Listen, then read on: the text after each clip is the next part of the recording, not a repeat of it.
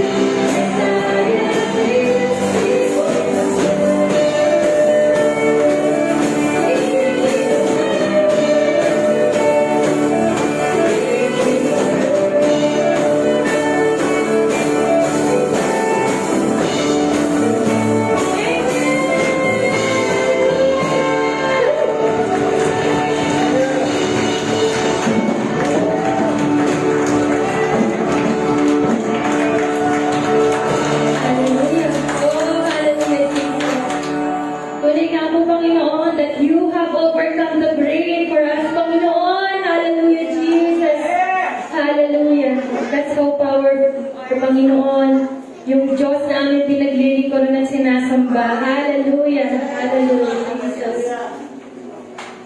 Hallelujah. As we sing this song, ito yung sacrifice na ginawa ng Panginoon para po sa atin. Para po tayo ibigyan ng pag-asa, ng kaligtasan, at ng buhay na walang hanggan sa Kanya. Hallelujah, Jesus.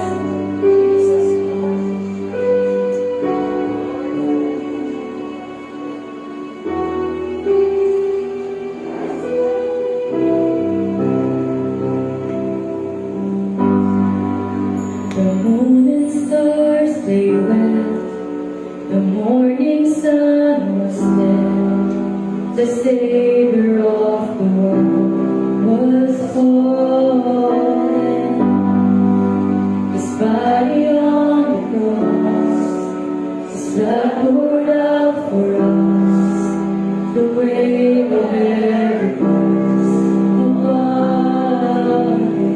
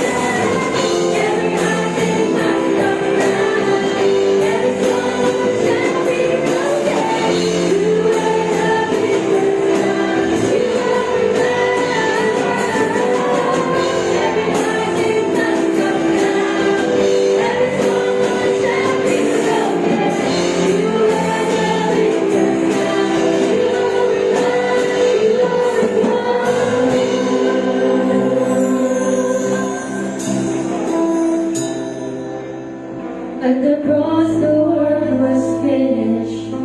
You were buried in the ground, but the grave could not contain you, for you bear the grace of the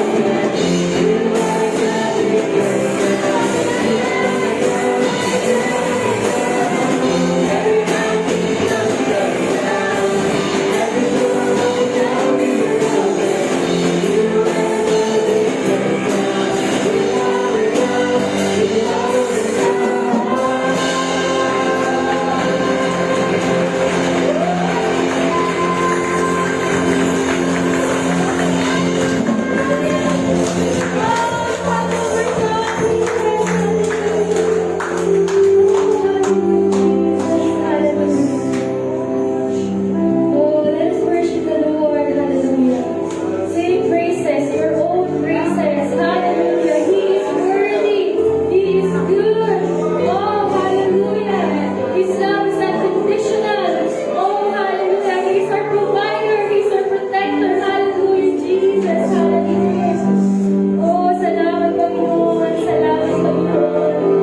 Hindi mo kami pinabayaan. Oh, sa iyong mga salita, Panginoon. Totoo yung mga salita that you never leave us nor forsake us, Panginoon. Hallelujah, Jesus. Hallelujah. Hallelujah. Hallelujah, Jesus. Hallelujah. Let us give a clap offering.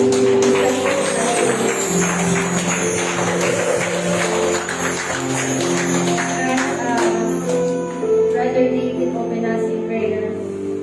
Hallelujah. Lord, nagpapasalamat kami, Lord God, sa taon na to, Lord God, na narito lang kami sa huling buwan, Lord God, sa year of 2021. But still, your faithfulness, Lord God, let us live, Lord God, throughout the year. Lord, maraming salamat dahil hindi nyo kami pinabayaan, hindi nyo kami hinayaan na magutom, hindi nyo kami hinayaan na mawala ng pagpapala, Lord God. At lahat ng ito ay aming ibinabalik sa iyo, Lord God, dahil taos puso kami nagpapasalamat sa buhay ng Lord God. Lord, muli nagpapasalamat din kami sa araw na ito, Lord God, sa umagang ito. Maraming salamat dahil kami po ay nakapagbigay ng praise at ng worship, Lord God, at ito sa iyo. Lord, inaalay namin ang lahat ng ito sa iyo, Lord God, dahil alam namin na meron kang ginagawang mabuti sa aming mga buhay. Lord, itinataas ko, Lord God, ang aming speaker for this morning. Lord, itago mo po siya sa inyong natural, Lord God, at ang inyong salita, Lord God, ang magsilbing inspirasyon sa amin, Lord God, para kapay ng panibagong linggo. Lord, muli, nagpapasalamat kami sa lahat ng ginagawa mo, Lord God, and alam ko na may gagawin ka sa araw na ito. Binabahagi ko namin, Lord God, ang aming service na ito para sa mga we glorify you. This we pray in Jesus' name. Amen. Hallelujah. Glory to God.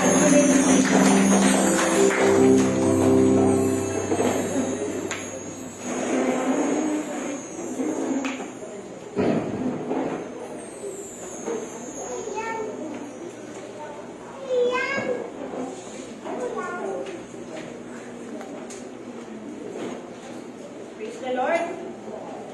Magandang umaga po sa inyong lahat. Pwede po pang buksan ang ilaw. Pakisang yung mga kaganda. Managawan niyo po mga Hallelujah. Today is the first Sunday of December. And ano panahon na? Ako pa na.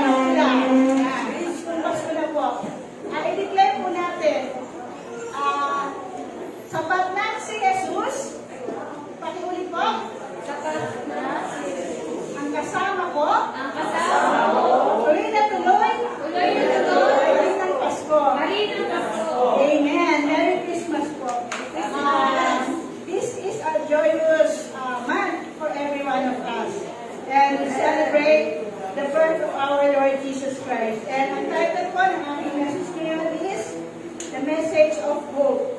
Ang mensahe po ng pag-asa. Basahin po natin sa Revelation 2 verse 8 to 10.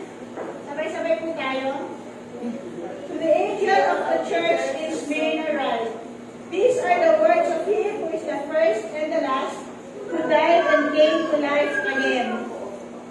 I know your afflictions and your poverty, yet you are rich. I know the slander of those who say they are Jews and are not, but are a synagogue of Satan. Do not be afraid of what you are about to suffer. I tell you, the devil will put some of you in prison to test you, and you will suffer persecution for 10 days. Be faithful, even to the point of death, and I will give you the crown of life. Tayo po ay manalangin. Ama naming Diyos, salamat sa mga paalala mo, Lord, sa iyong banal na salita. Tunay nga, O Diyos, that your word, O God, is our guide sa aming pong buhay. Salamat sa pagsama mo, O God. And as we study your word, give us a teachable heart, a teachable spirit, O God. And let your words, O Lord, be a blessing to each and every one of us. We give you praise and glory in Jesus' name. Amen. Amen. Pag-aralan po natin ang letter to the angel of the churches. Ito po ay nasa Revelation. Si John po ay napunta po siya sa island of Patmos at may narinig po siyang boses. Sabi doon, write on a scroll and send to the 7 churches. Ito po ay yung Ephesus, Smyrna, Pergamum, Thyatira, Sardis, Philadelphia, and Laodicea. Napakaganda po itong pag-aralan. Kung tayo po ay Bible study o kung tayo po ay nagbabasa ng salita ng Diyos. At ang patutunan po natin dito ay ng Smyrna. Ano po ba ang Smyrna? Ang Smyrna po ay isang busy seaport. Dahil dito po yung mga barko na nagdadaong. Dahil sila po ang exclusive exporter ng fragrant oil na tinatawag na myrrh. Bakit mahalaga ito sa kanila? Di po ba sa Egypt, kasama po ng kanilang mga neighboring countries ng mga Israelites, naniniwala po sila na pagkatapos po mamatay ang isang tao, siya ay mabubuhay ng magmuli. Kaya po, sila po ay, yung po kanilang mga patay, po sa mga pyramids, sinasama nila yung mga kayamanan. Bakit? Kasi gusto nila, pag nabuhay na magmuli yung taong namatay, ay mayaman pa rin siya. Which is not true, di po ba? Dahil hindi po yun ang principle po ng ating Panginoon. Also, dito po nanggaling yung gift ng tatlong hari. Hindi po pala tatlo.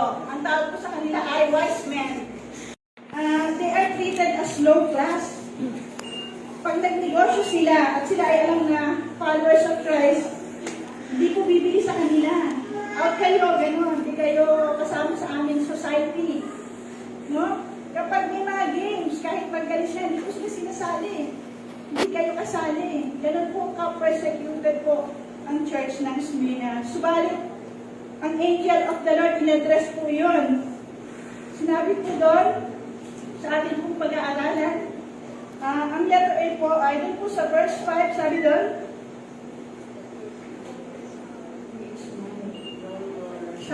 is, know your God. Kilalanin mo ang Diyos mo. Sabi doon, I am the first and the last who died and came to life again. Yung pong awit po natin kanina, di ba, about resurrection. Ang Diyos ay namatay, subalit nabuhay na maguli. And hallelujah. Doon po sa Genesis 1 verse 1. Pag-aralan po natin yung first. Ang sabi po doon sa first, in the beginning God created the heavens and the earth. Next po. Now the earth was formless and empty. Darkness was over the surface of the deep. And the Spirit of God was hovering over the waters. Nandun na po ang Panginoon. At doon po sa verse, sabi ng, let there be light. And there was light. Ano po yun? Ang una pong ginawa ng Panginoon ay magkaroon ng ilaw. Ano ba ang ilaw? ay siya pong nag-guide po sa atin. Ma'am, kung meron po tayong pupuntahan, hindi po natin siya mapupuntahan ng maayos, pwede po tayong mapanggaw, pwede po tayong mapunod sa balon dahil po madilim. Subalit, ang light po, ang sun, ang nabibigay sa atin ng liwanag. Also, ito pa nagbibigay ng life. Ang mga halaman po ay hindi po mabubuhay kung wala pong araw, di ba? Tayo, kapag gloomy, kapag walang araw, tayo mahina. And, ganun din po yung mga animals. So, ang sun, S-U-N, ay nagbibigay ng light and life. Ngayon po, ito naman po sa John 1, verse 1 to 4, the sun, that's S-O-N, Jesus was the life and the light. Sabi ko, Lord, bakit nabaliktad? Una sinabi mo, the light, una liwanag at buhay. Pero dito, ang sabi niya sa taga-Smyrna, I am the first. Sabi doon, in Him was life. In the beginning was the Word, and the Word was with God, and the Word was God. In Him was life, and life was the light of men. So doon po sa John 3:3, unless a man be born again, he cannot see the kingdom of God. So ano po unang binigay sa atin? Buhay. Di ba? Ang buhay po natin na bago. Lahat po tayo, hindi natin pwede sabihin na nag-born again ako, tapos walang nabago sa akin, naging Christian ako, walang nabago sa akin. Di po ba? Kasi nung pumunala tayo sa Panginoon, bigyan po tayo ng bagong buhay, new life. Sabi doon, if anyone be in Christ, He is a new creation. All things is gone. New things have come. No? Yung dati nating buhay, dati nating kayo, ako, wala na po yun. Dati nating makasalanan, dati mahina, dati sabi mo, walang nangyayari sa buhay ko. Pero hindi po, nung nakakilala tayo sa Panginoon, binigyan tayo ng bagong buhay, bagong pag-asa, bagong direksyon, bagong plan. This is my plan for you. Di po ba? And sabi doon, sa John 4 verse 6, the people living in darkness have seen a great light. Yun po ang message ng Christmas. Di po ba? Nung pinanganak si Kristo, ang madilim na mundo ay nagliwanag. And, ang sinasabi po doon, sa Psalms 119 verse 105, the word is a lamp unto my feet and a light unto my path. So, pagkatapos po ng bagong buhay, ay nagkaroon po ng liwanag. At sa pamagitan po nito ay magiging maayos po ang ating buhay. Sabi niya, man plans his way, but the Lord direct his path. Ang Diyos, iniisip niya, ang gagawin niya, ito gagawin ko. Pero kung hindi po natin yan ititiwala sa Panginoon, wala pong mangyayari dahil ang Diyos po ang talagang nagbibigay ng direksyon sa ating mga buhay. Amen ba? Amen. Praise the Lord. Yan po yung first. First pala po yun. And sabi doon, I am the first and the last. Ano po yung last? Ang last po, ay at the end of everything, sabi doon, ang ultimate result po nito doon po sa Revelation 21 verse 1 to 3. Then I saw a new heaven and a new earth.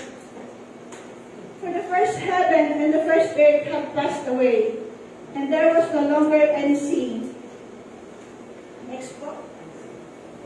I saw the holy city coming down out of heaven from God, prepared as a bride beautifully dressed for her husband. And I heard a loud voice from the throne saying, now the dwelling of God is with men, and He will live with them. They will be His people, and God Himself will be with them, and be their God. Ano po sinasabi doon? Ang nais po ng Panginoon, that God dwells in us. God dwells in His people. Yun po yung ultimate goal. And from the first to the last, and in between po, makakaasa po tayo, sasamahan po tayo ng Panginoon. Sa Kanya po mga pangako, hindi kita iiwan, hindi kita pababayaan. Minsan, iisip natin, pinabayaan na ako ng Diyos, hindi na ako pinapansin. Diba? Pero, God is always there. Para po ang sun pa lagi, ang araw, lagi siyang nandun. Ang gumagalaw ay ang mundo. No? Kahit hindi nagkabalaw ang mundo, nandun pa rin ang sun. Ganun po ang ating Diyos.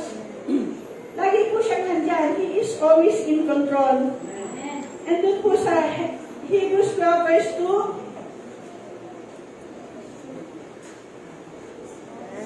Let us fix our eyes on Jesus, the author and the perfecter of our faith, who for the joy set before him endured the cross, scorning its shame, and sat down at the right hand of the throne of God. So lagi po i-focus. Pag nawawala kayo ng focus, fix your eyes on God. Diba? Ngayon, magulo ang mundo, diba? Maraming problema, but we overcame. 2 years, 2020, 2021, tapos na. Natapos natin ang 2020, natapos natin ang 2021. And still, ang 2022, nandun pa rin po ang Diyos, laging in control. Hallelujah. Thank you, Lord. Praise God. Hallelujah. And ang second portion po is the message to the church or to all Christians. Sabi nga, message to the Christians of Smyrna. Kahit po sila ay persecuted, message po sa atin, kahit sa atin po kalagayan ngayon. Sabi po dun sa verse 9, sabi doon, I know your afflictions and your poverty, yet you are rich. I know the slander of those who say they are Jews and they are not. Yan po nararanasan po natin yan. Marami po tayong kabigatan. Iniisip natin, mahirap tayo. Iniisip natin, yung trabaho natin dati, hindi na gano'n. Yung negosyo natin, hindi na gano'n. Diba? Pero sinasabi pa rin ng Lord, you are rich. Mayaman kayo dahil ako ang Diyos mo. Sabi lang, heaven and earth, the riches of heaven and earth is mine, says the Lord. At yun ay binibigay niya sa kanyang mga anak. Sino po yung tayo po doon? Sabi nga sa Bible, for everyone who had received Him, He made them the sons of God. Ang sino lang tayong tumanggap kay Kristo ay mga anak ng Diyos. Tayo po yun. Sabi doon, minsan nakakarinig tayo ng hindi maganda, mga paninirang puri, di ba? Sabihin natin, hindi mo kilala. Di ba? Mas kilala ko ng Diyos ko. The Lord knows me. And the Lord will, ang Diyos ang papatotoo ng buhay ko kung sino ako talaga. Hindi ang tao mag-define kung sino ka. Diba? Hindi ang social media, hindi ang likes, dislike, o kung ano namang sinusulat doon. Wala po yun. Wala isa-isay. Kahit the truth of your work is what God had set you. And the Bible is full of it. Diba? Kaya sabi ng Lord, doon sa Joshua, this book of the law shall not depart from you, but meditate it day and night, and you will have success. Okay. Ang salita po ng Diyos ang siyang nag-sustain sa bawat isa sa atin. Yun po sa next verse po, sabi doon, do not be afraid. Huwag po kayo matakot for what you have to suffer. Di po ba? 2022, hindi natin alam kung anong mangyayari. Pero ang sinasabi sa atin ng Diyos, do not be afraid. God has not given us the spirit of fear, but of power and of sound mind. Di ba? Hold on to His promises. Doon po sa 2 Corinthians 1 verse 20, doon po ay very malakas po ng verse. For no matter how many promises God has made, they are yes. Sabi po natin, yes. Yes. Yes. In Christ. And through Him, with Him, the Amen. Sabi po natin, Amen. Amen. Is spoken by us to the glory of God. So lahat po ng pangako ng Diyos, Amen yan. Sabi doon, kung ikaw ay may sakit, there is healing. Sa 1 Peter 2 verse 24, sabi doon, by the stripes of Jesus, you are healed. Amen. Ano man ang nararamdaman, ano man ang sakit mo, or whatever it is, pwede po tayo mahingi sa ating mga kapatid, sis, pakipray po ako. Diba? Sabi, pray for one another. It's the power of Christians. Manalangin kayo, whatever you ask, sabi na, whatever you ask in my name, I will give it unto you. Diba? There is provision. Philippians 4:19. And my God, sino po ba ang Diyos niyo? And my God will supply all my needs according to His riches in glory in Christ Jesus. No? Lahat po yan ay manggagaling sa Panginoon. And God will not withhold any good things sa kanya pong mga anak. Kahit hinahaglanan niya ng devil, kahit hinahaglanan niya ng ibang tao, pag the door is open, ibubuhos ng Diyos ang pagpapala sa kanyang mga anak. Amen po ba? Amen. And God is our protection. Ngayon, lagi natin pinagpe-pray, Lord, protect us sa paglabas namin, sa pag-usap namin sa ibang tao. Lord, ang iyong protection po ang mag-cover sa bawat isa sa amin. Sabi, ang prayer po ni Jesus, dun po sa John 17, verse 11. Bago po siya umalis, sabi niya, I will remain in the world no longer, but they are still in the world. Sino po yun? Yung po kanyang mga disciples. At sa ating pong panahon tayo po yun. I am coming to you, Holy Father. Protect them by the power of your name, the name you gave me, so that they may be one as we are one. So, ang Father po, binilin po tayo ni Jesus. Ganun niya po tayo kamahal. Binilin niya tayo, Lord, Father, protect them. At yun po, lagi po natin i-declare, kahit bago po paglalabas po tayo ng bahay, Lord, protect me, protect my family. At mapapagtagumpay na po natin ang pandemic na ito. Amen? Amen! Praise the Lord! Hallelujah! Praise God! At sabi po doon po sa Smyrna, sabi niya, you will suffer persecution for 10 days. Di ba? God sets a limit. Minsan may pinagdadaanan tayo. Sabi natin, Lord, hanggang kailan matatapos to? May katapusan yun, may limit. Dahil ang Diyos ang nagtatakda. Kung hanggang saan, pinetas niya ang ating faith. Kung hanggang saan kakayanin natin dahil kasama natin siya. Amen. Sa Smyrna po, meron po nung isang matandang follower of Jesus ng pangalan po ay Polycarp. Meron pong, ano yan, sa Tagalog, Polycarpio. Diba? Sabi nung, hinuli po siya kasi siya po ay Christian, sabi ng Roman leader, i-denounce mo na ang faith mo, huwag ka nang maniwala dyan kay Jesus, para hindi ka namin patayin. Ayaw ka namin patayin eh. Diba? Kasi alam nila, mabuting tao itong si Polycarp. Polycarpio, ang sabi ni Polycarpio, sabi niya, I am 86 years old. Diba? May 86 years old na po ba sa atin? Diba? Wala pa. Pero si Polycarp, naging matapat siya hanggang siya ay maging 86. At kahit 86 na siya, pinipersecute pa rin siya. Diba? Sa buhay po natin, isasabi natin, ayoko na, pagod na ako, daming I am misunderstood. Kahit gumagawa ko ng mabuti, masama pa rin ang tingin nila sa akin, or ang dami kong ginawang mabuti, pero isang beses na ako nagkamali, iba na ang tingin nila sa akin. Pero ang Diyos po, the same.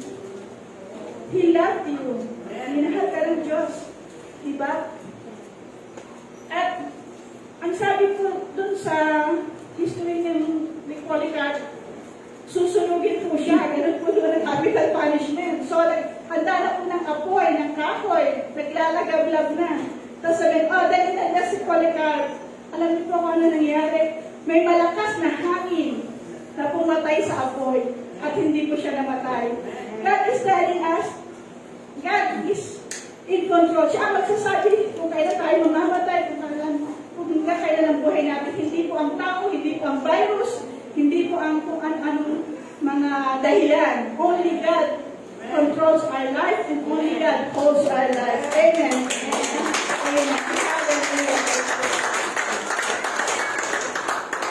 Last na po.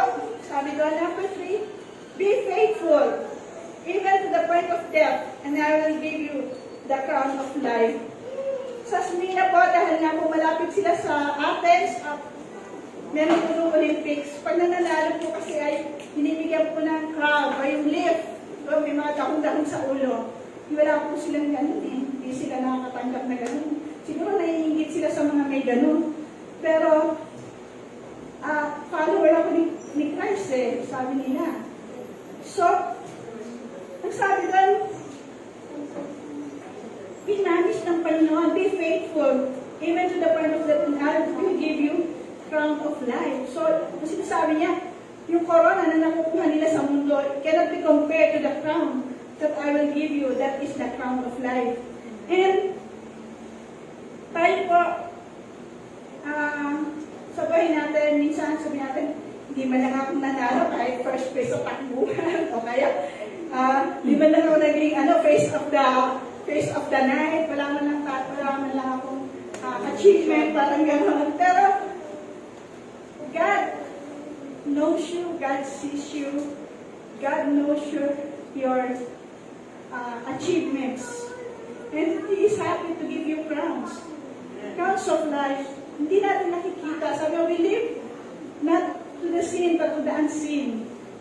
And laging po may promise ng Panginoon. Laging may reward.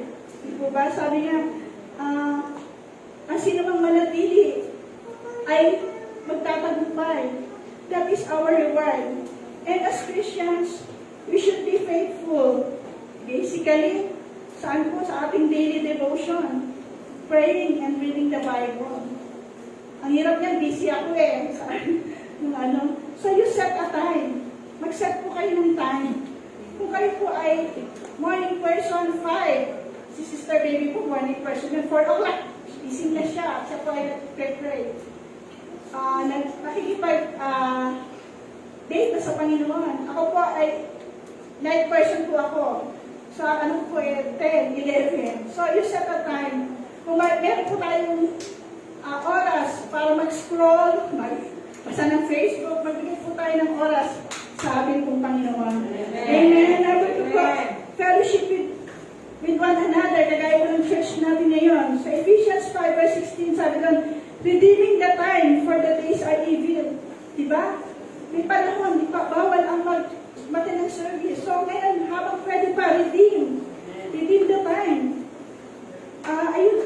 Gamitin natin ang oras, ang panahon para po sa mag-fellowship with one another, manood ng live stream, at higit po natin kilalanin ang ating Diyos. And this is very personal. Then, number 3, masyado na po akong malagat. Doing good to others. Sabi sa Galatians 6 verse 9, let us not be weary in doing good. Huwag ka mapagod, gumawa ka ng mabuti. Minsan, ayoko na. Sabi mo, ayoko na. No, it's not game over. It's game on. Naano ko yung pinastor.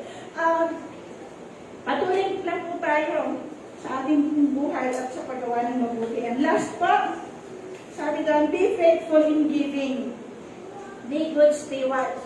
Lahat ng meron tayo ay galing sa Panginoon at ito ay maging maayos tayong tagapamahala. Ang giving po is very personal po sa akin. Bakit? When I was 27 years old, magandang po Panginoon edad ko ngayon, ganito po panahon, December, bigayan ng bonus, di po ba? So, ang sweldo po nun ay 7,500. Ngayon, konti na rin ba? Sabi ko, Lord, matento ako ng isang Bible study at napag-aral, naituro po yung tungkol sa Christian stewardship. Sabi ko, sige Lord, I will give you my 10%, at ito po ay, sige na yung huli zero, that's 750. And I gave my touch to the Lord. And syempre, like Christmas, yan, may mga Christmas party. And usually po, after po ng Christmas party, nabigay ko ng envelope yung mga boss. Ito ba, yung mga talagang pinag-pray natin. Ibigay mo na ang aming Christmas po. And so, binigay sa envelope. So, umuwi pa ako, pagdating ko sa bahay, binuksan ko po yung envelope. Binilang ko sa ko, Lord, napakabuti mo. Binalik mo yung binigay ko. So, inisip ko siguro ang binigay sa akin is 3,000, okay na yun, di ba? 3,000, okay na yun. At yung gano'n, napakabuti ng Panginoon, di ba? Binilang ko, 1,000, 2, 3, 4, 5. Wow, Lord, napakabuti mo. You are true words. May laman pa yung envelope. Binuksan ko ulit, sabi ko, 6, 7, 8, 9, 10. Sabi ko, Lord, you are wonderful. Sabi ng Lord, madali lang yan sa akin eh. Diba? Napagpalain ang mga anak na tapat at pagdilikod sa kanya. May laman pa yung envelope. Sabi ko, Lord, yun yung power of God na hindi mo in-expect.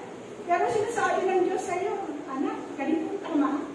Ganito kita nais pagpalain. Oh, you have to be faithful. Tapusin ko po yung aking kwento. Meron pa pong 11, 12, 13,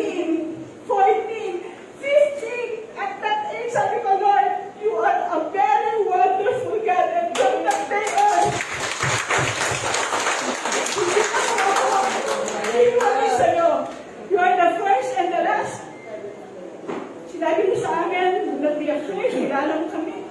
Sinabi mo sa amin, we will be faithful. And thank you for the chance of sharing the Word of God sa bawat isa sa inyo. And ang challenge ko po, we give our life to the Lord hanggang sa dulo po at our last breath. And we see God in all His glory. Let us all stand and let us pray. Hallelujah. Napakabuti mo, O Diyos.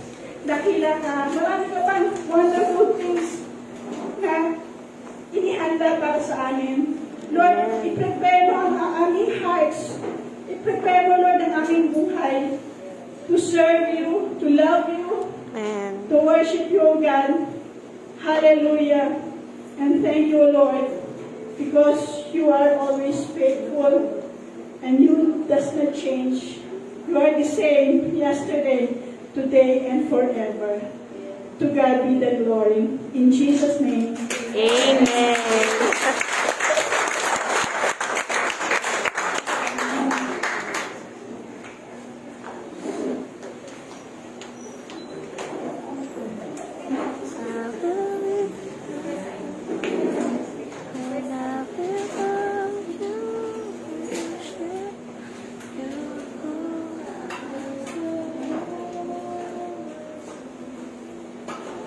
Amen. So napagpala po ba tayo ng salita ng Panginoon ngayong umaga? Amen. So ngayon po ay dadako po tayo sa ating communion because this is the first Sunday of the month. Sige po.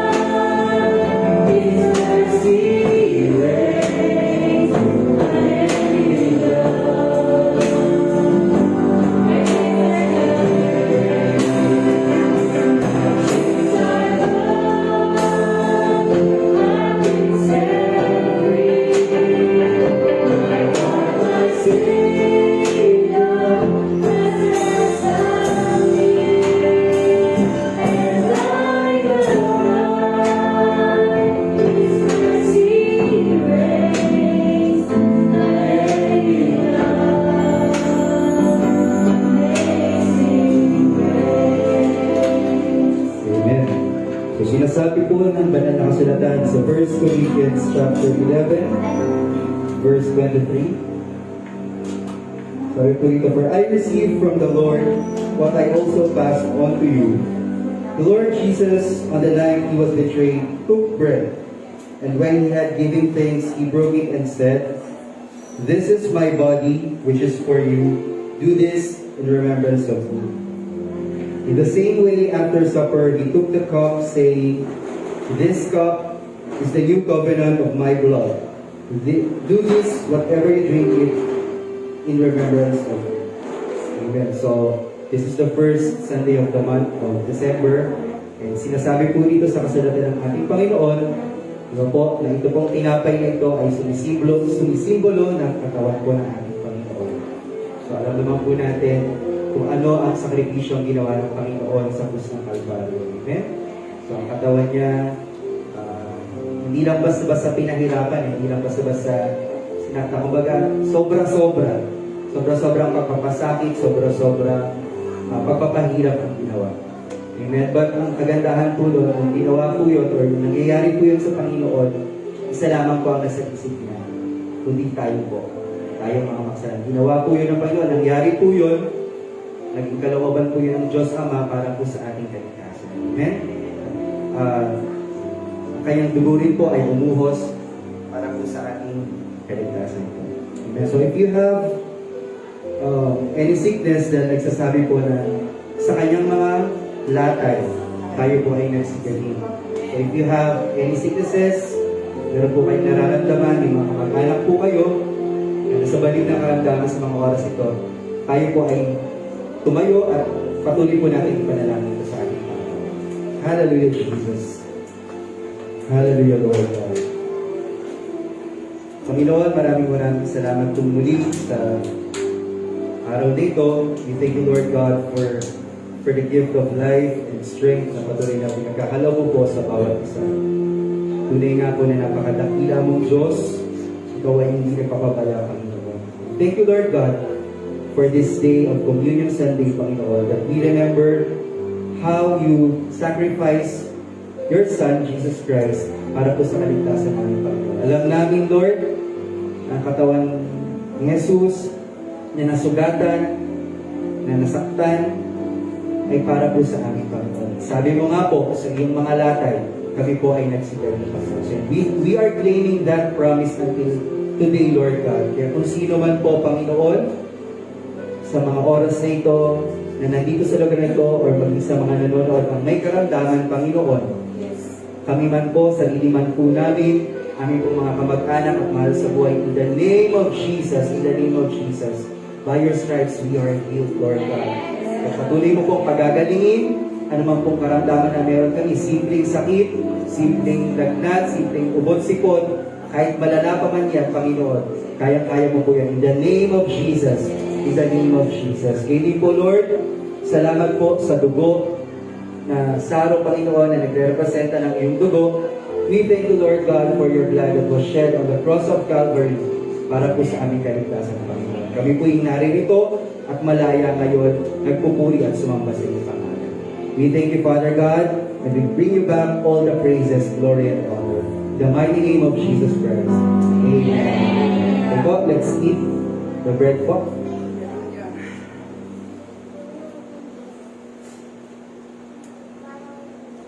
And sabay-sabay po natin inumin po.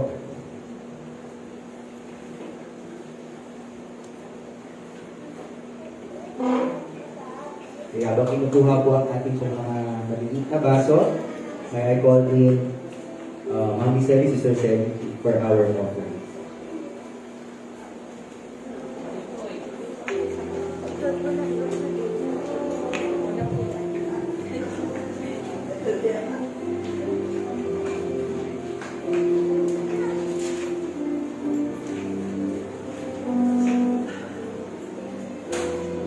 Praise God. Salamat sa Diyos na nandito po kayo at sumasamba sa ating dakilang Diyos. Napupuli pa po salamat sa ating tagapagpahayag sa umagang ito. Kumain po tayo ng masaganang pagkain, di ba? Ito, parang food course. May kasamang dessert. Kaya, isa lang ang siguro ang maaari kong sabihin. Tayo ay narito dahil tayo'y nagmamahal. Wow. Amen. Wala sa lang narinig ko nag-amen. Ulitin ko ulit. Tayo ay narito dahil mahal namin ang Panginoon. Wow. Very good. Hallelujah. Marahil sa narinig po natin na itinahayag ng ating speaker sa umagang ito, ang dami niya pong verses na sinabi tungkol sa giving. Napuspos tayo. Ang dami natin natutunan. Subalit, mayroon pang isang bagay na nais kong ipahayag sa inyo. Ang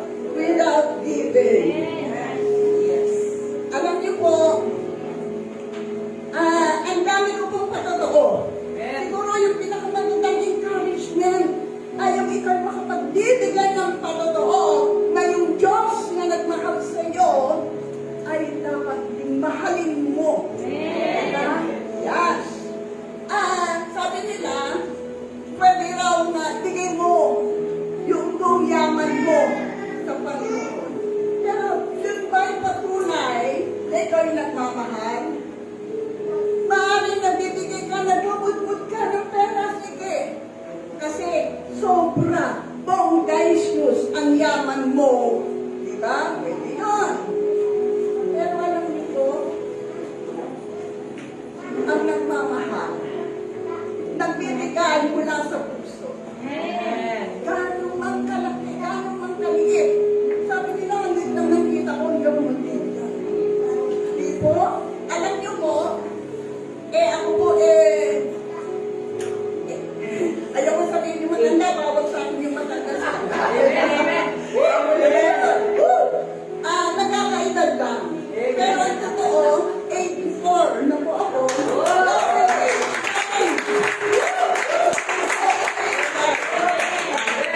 Pero ang matindi, 17 na po ang ating apo, 5 ang apo sa tuhod. Nakita niyo sa Facebook yung apo kong cute. Na pinagmanahan. Hallelujah. Alam niyo po, natutunan ko yung pagbibigay, hindi lamang nung ako'y na-born again. Nung pa man ako'y nandun sa Catholic Church, meron itong meron itong Christian Family Movement. Natutunan ko na rin po yung pagbigay. Yan. Alam niyo pong ginawa ng Panginoon, nangungupahan kami mag-asawa sa maliit na kwarto. Pero dahil itinuro yung pagmamahal sa Diyos, mula doon sa maliit na kwarto, nalipat po kami sa isang bahay. Kami mag-asawa, nagtulong para maayos yung bahay na yun. Meron lang kami isang bahay. Pagkatapos noon, naging Christian na, kanya na po naging Christian, diba?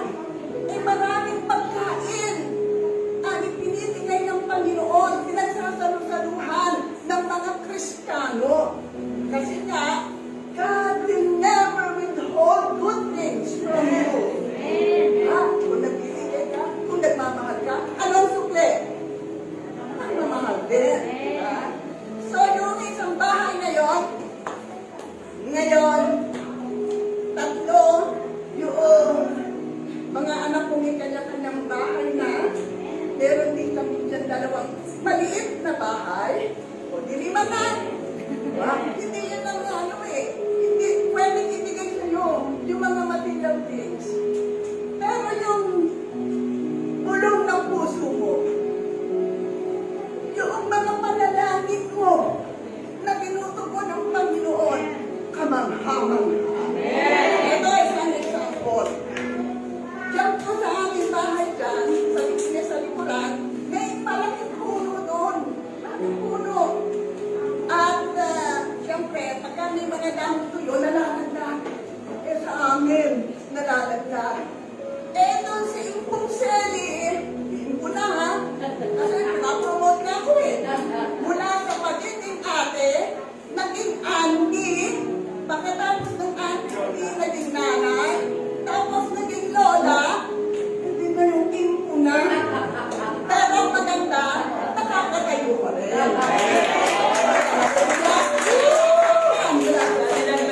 Okay, andyan.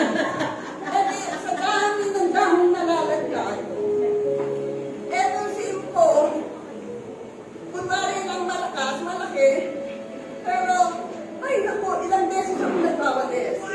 Kaya isang araw din ako nakatiis. Sabi ko, Lord, sumasakit na ang bewang ko. Hindi na ako gaano makalubo para magwalis. Ay, maaari po ba? Mawala na yung puno na yan. Hindi nga no, mga simpleng panalangin. Simpleng panalangin. Pero isang araw, tumubo ng Diyos. Nakita ko may umakit doon sa puno. Sabi ko gano'n. Mamaya ng konti, nawala na. Tinanggal na. Umupa na yung may-ari ng puno para magtanggal na. Tapos nawala na yung puno. Napalis na. So, Lord, thank you. Kaya sa ating kung nagkakalitan, bakit wala naman dito yung mga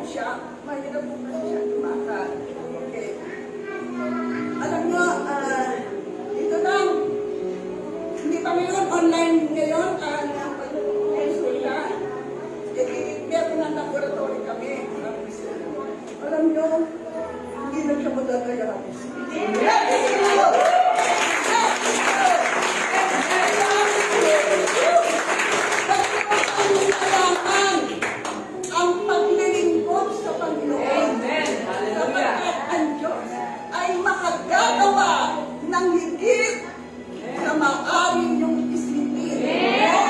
Mahal! O makita ng kanyang kapangyarihan na kahari sa inyo. O, isa pa, example. Hindi ako maaaring sumakal kung walang kasama. Kasi si Nanay Sete, di pala, si Pug Sete. Alam nyo, di ba ka nagkakaitan na na? Pero dahil sa pag-ibig, meron akong apo na umiibig sa akin. Inalagaan ako. Di ba? Pag-ibig. Ang ganyong ako, ay ganda-ganda. Pero pinagmalahalan. Okay? So, wag mo na kayong magmunawa sa pag-ibig. Give. Diba ba?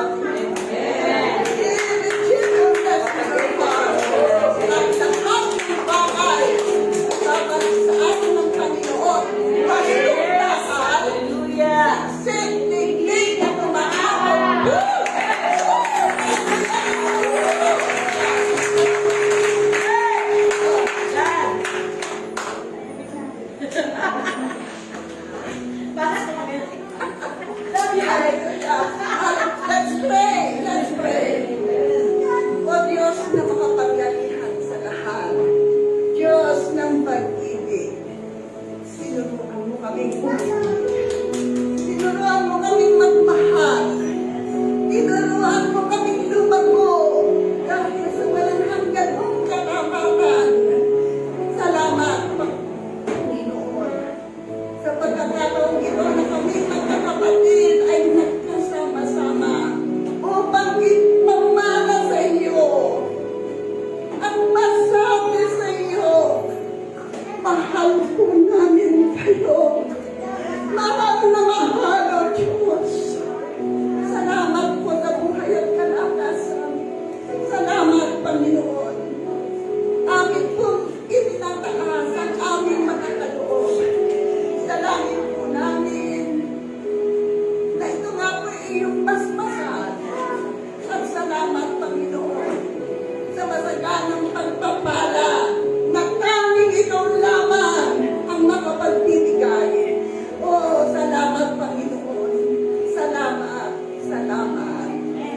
In Jesus' mighty name we pray. Amen. Amen.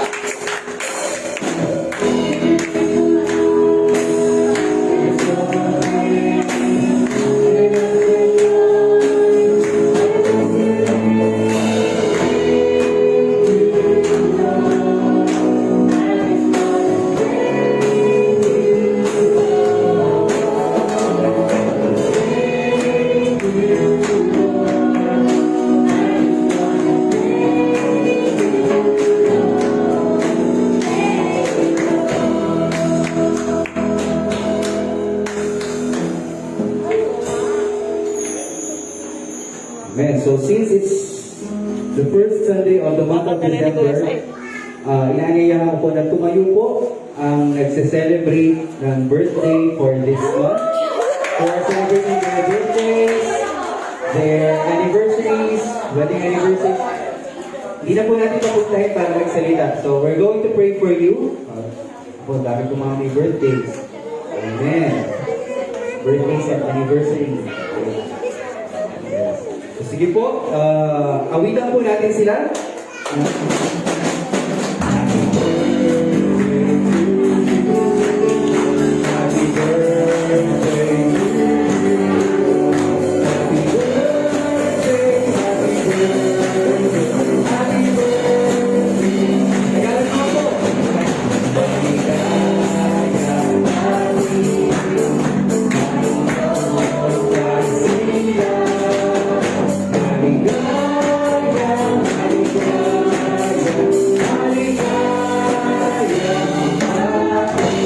Amen. People, let's extend our hands po sa mga magsi-celebrate na kanilang arawan. And we will close in prayer also. Let us pray. Heavenly Father, we would like to thank you once again for this day. Maraming salamat po sa araw na ipinagkaloob ninyo at kami po ay dinako mo sa lugar na ito, Panginoon. We pray, Father God, for these people, Panginoon, na nagsiselebrate ng kanilang kaarawan, ng kanilang wedding anniversary, Lord, for this month, Panginoon. Maraming salamat po sa panibagong taon na ipinagkaloob na naman po ninyo sa kanilang mga buhay, Panginoon. We pray, Father God, for continuous blessing, for your strength, Panginoon, at patuloy na pag-iingat po sa kanilang mga buhay, Lord God. Continue to bless those people na nag-birthday, sa mga mag-asawa na nag-celebrate ng kanilang anniversaries. Continue to bless them also, Lord. And more blissful years, Lord God, for them, Lord Jesus. Maraming salamat po, Panginoon, sa bawat isa na naririto at patuloy na handang nakikinig, patuloy na sumasamba, Panginoon, at nakikinig ka ng mga salita, Panginoon. We thank you, Father God, at panibagong linggo na naman ang aming haharapin. Ikaw po, O Diyos, ang patuloy na magpala sa bawat isa, sa aming mga gagawin, sa mga mag-aaral ng mga estudyante, sa mga nagtatrabaho, sa mga nagnenegosyo. Ikaw po, O Diyos, ang patuloy na magtaas, Panginoon. Gayun, Lord, sa mga nakikinig, nanonood ng aming lives, din continue to bless them, Lord God. Maraming salamat po, Lord, as we depart from this place. Ikaw, O Diyos, ang patuloy na mag-ingat sa aming Panginoon. Ibalik niyo po kami sa susunod na linggo, Panginoon. Maraming salamat. We praise you, Lord, glorify your name, and we love you. This we pray in Jesus' name. Amen. Maraming salamat po. God bless you all. We'll see you all next Sunday.